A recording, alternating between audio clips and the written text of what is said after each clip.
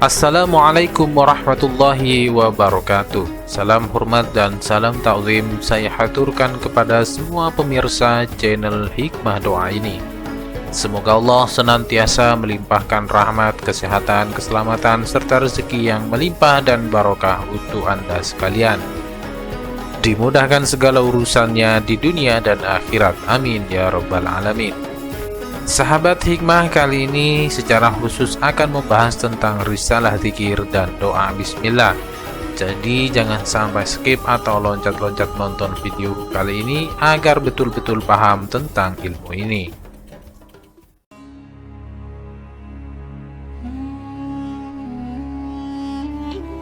Bismillahirrahmanirrahim, yang artinya dengan menyebut nama Allah yang Maha Pengasih lagi Maha Penyayang. Al-Fatihah ayat ke-1. Imam Ibnu Katsir dalam karya tafsirnya menjelaskan bahwa bismillah mengandung keberkahan. Oleh karena itu, kita dianjurkan, diwajibkan menurut sebagian ulama melafalkannya pada setiap awal aktivitas dan perkataan. Yang dimaksud bismillah atau basmalah ialah ayat pertama dari surah Al-Fatihah. Susunannya berasal dari Al-Quran itu sendiri. Lafaz Allah di dalamnya merupakan lafzul jalalah yang tidak bisa diterjemahkan ke dalam bahasa manapun. Allah subhanahu wa ta'ala berfirman yang artinya, surat itu dari Sulaiman, isinya dengan menyebut nama Allah yang Maha Pengasih lagi Maha Penyayang. Surah An-Naml ayat 30. Selain banyak juga mengandung faedah yang begitu besar, basmalah dapat diucapkan kapan dan di mana saja, sebab ia adalah kalimat doa yang paling umum untuk melakukan atau memulai segala hal yang baik. Rasulullah Shallallahu Alaihi Wasallam bersabda yang artinya, setiap perkara yang penting dikerjakan yang tidak diawali dengan membaca Bismillahirrahmanirrahim, maka perkara itu terputus dari keberkahannya. Hadis riwayat Tirmidzi dari Abu Hurairah. Sahabat, keterangan yang menunjukkan keagungan basmalah adalah: yang pertama, basmalah diturunkan pertama kali pada Nabi Adam alaihissalam. Kemudian beliau membanyakkan membacanya dan Allah memberi taubat ampunan kepada beliau dari kesalahannya. Kemudian basmalah diangkat kembali dan kemudian basmalah diturunkan kepada Nabi Nuh alaihissalam.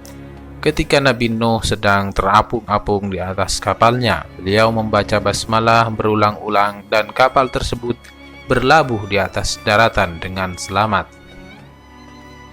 Lalu basmalah diangkat kembali, kemudian diturunkan kepada Nabi Ibrahim alaihissalam. Beliau membacanya berulang-ulang dan ketika beliau dimasukkan ke api yang menyala-nyala, panas api tersebut didinginkan oleh Allah subhanahu wa ta'ala dengan barokah bacaan basmalah.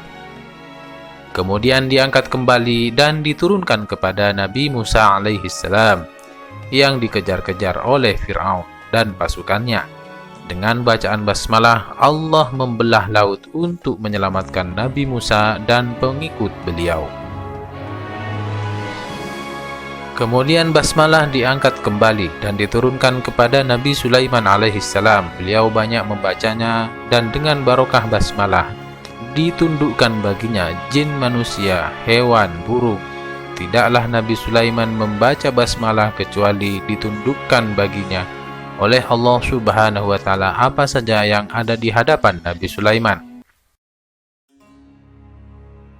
Basmalah diangkat kembali dan kemudian diturunkan kepada Nabi Isa alaihissalam. Dan dengan bacaan basmalah beliau mampu untuk menyembuhkan orang yang lumpuh, buta, dan menghidupkan orang mati dengan izin Allah subhanahu wa ta'ala. Kemudian basmalah diangkat kembali dan diturunkan kepada Nabi Muhammad sallallahu alaihi wasallam. Maka dengan barokah basmalah ini, Nabi Muhammad sallallahu alaihi wasallam diberi kemenangan yang mutlak. Sahabat hikmah yang dirahmati Allah, bismillah adalah awal segala kebaikan. Karena itu kita memulai dengannya. Wahai jiwa, ketahuilah bahwa di samping sebagai syiar Islam, Kalimat yang baik dan penuh berkah ini merupakan zikir seluruh entitas lewat lisan atau al-hal atau keadaan mereka. Jika engkau ingin mengetahui sejauh mana kekuatan luar biasa yang tak pernah habis terkandung dalam bismillah, serta sejauh mana keberkahan yang terdapat padanya, kita dianjurkan membaca bismillah ketika berkhutbah, hendak memasuki toilet, hadis riwayat Ahmad. Mengawali wudhu, hendak berhubungan suami dan istri, hadis riwayat Bukhari dan Muslim. Atau hendak mengawali aktivitas makan, hadis riwayat Muslim. Berdiri, berduduk, sholat, berkendaraan, minum, tidur, menyembelih hewan, semua ini, kata Ibnu Katsir, dimaksudkan untuk tabarruk, tayamun, dan permohonan atas penyempurnaan aktivitas dan taqabbul. Ibnu Abi Hatim dalam tafsirnya meriwayatkan dari Ibnu Abbas perihal pertanyaan Sayyidina Utsman tentang bismillah kepada Rasulullah Shallallahu Alaihi Wasallam. Beliau menjawab, itu bismillah adalah salah satu asma Allah. Jarak Allah dan asmanya yang maha besar itu hanya sebatas jarak hitam mata dan putih mata saking dekatnya. Ibnu Abi Hatim dan hadis riwayat Al-Hakim.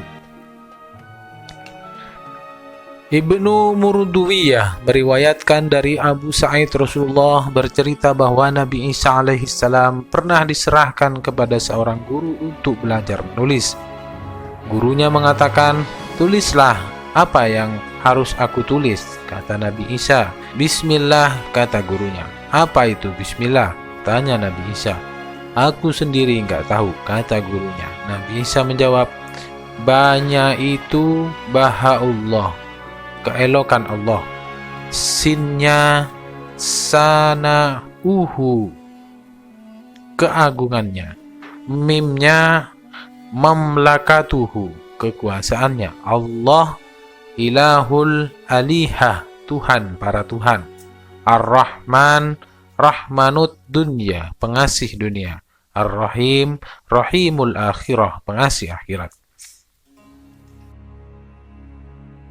Lalu meriwayatkan juga Ibnu Murduwiyah dari hadis Yazid bin Khalid dari Sulaiman bin Buraidah dalam sebuah riwayat Abdul Karim Abi Umayyah dari ayahnya bahwa Rasulullah Shallallahu Alaihi Wasallam, sebuah ayat diturunkan kepadaku, ayat yang tidak pernah diturunkan kepada seorang nabi selainku, kecuali Sulaiman bin Daud. Ayat itu berbunyi Bismillahirrahmanirrahim. Ibnu Murduwiyah dari hadis riwayat At-Tabrani. Dari Jabir bin Abdullah, ketika ayat Bismillahirrahmanirrahim turun, awan bergerak ke timur, angin menjadi tenang, laut bergelombang, dan setan dilempari di langit. Allah bersumpah dengan kebesaran dan keagungannya bahwa sesuatu yang dinamai dengan namanya niscaya mendapat keberkahannya. Hadis riwayat Abu Ya'la Al-Hakim dan Al-Bazzar.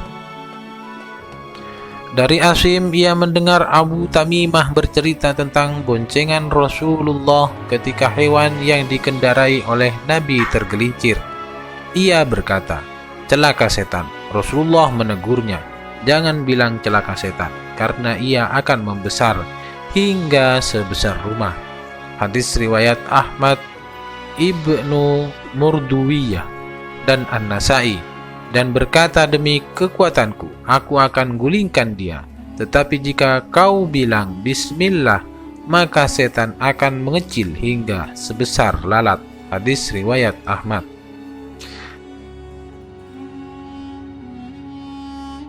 Demikian sahabat hikmah yang dimuliakan Allah. Terima kasih atas kunjungan Anda di channel ini. Semoga bermanfaat. Wassalamualaikum warahmatullahi wabarakatuh.